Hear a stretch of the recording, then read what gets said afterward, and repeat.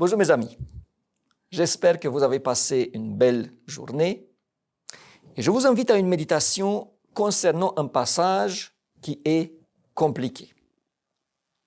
Ecclésiaste 7, 26 à 28. Et j'ai trouvé plus amère que la mort la femme dont le cœur est un piège et un filet, et dont les mains sont des liens.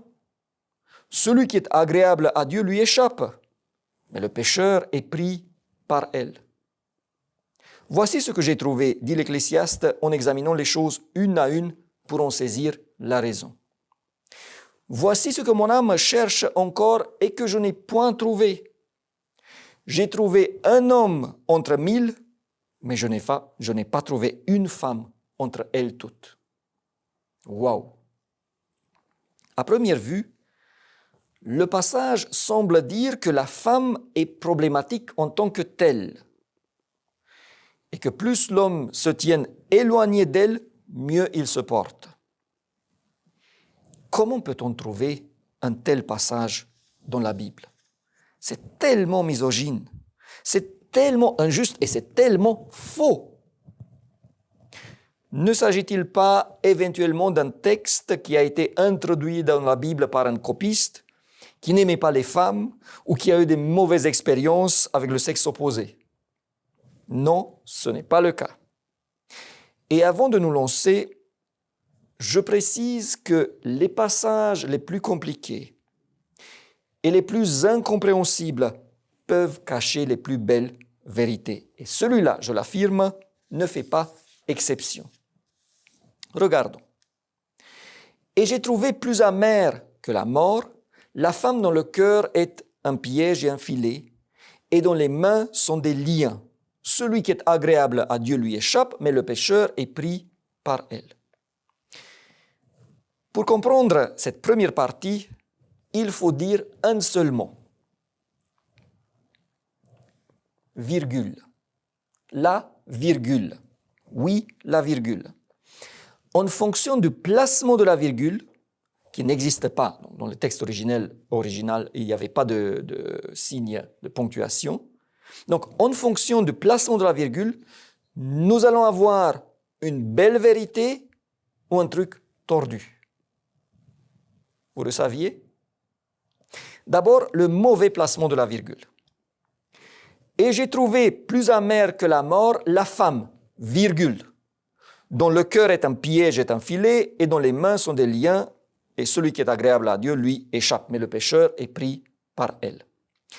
Placé ainsi, cela veut dire, la virgule, que chaque femme est un piège et un filet. C'est tout simplement horrible de penser qu'un mot inspiré pourrait dire cela.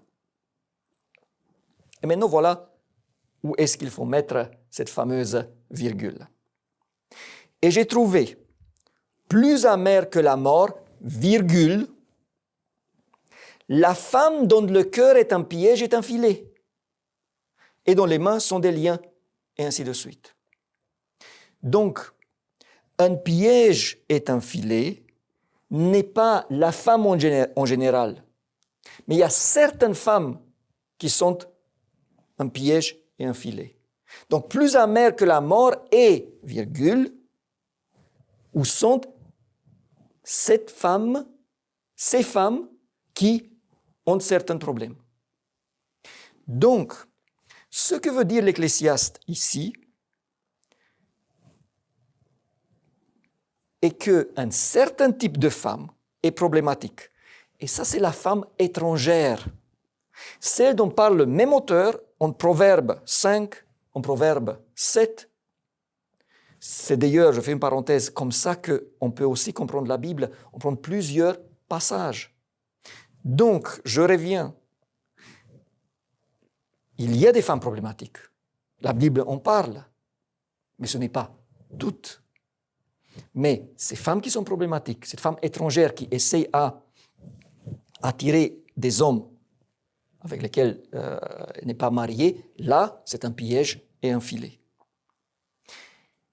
Donc, une première partie du problème est résolue avec la virgule. Reste par contre la deuxième partie qui paraît encore plus compliquée. Voici ce que mon âme cherche encore et que je n'ai pas trouvé. J'ai trouvé un homme entre 1000, mais je n'ai pas trouvé une femme entre elles toutes. Déjà, il faut dire que les hommes ne s'en sortent pas très bien non plus. Car oui, entre 1000, on trouve un homme. Mais un homme sur 1000, le taux n'est pas extraordinaire non plus. Mais vous allez voir que cette deuxième partie est peut-être encore plus belle et vraie. La parole dit que si on pourrait trouver éventuellement et difficilement un homme,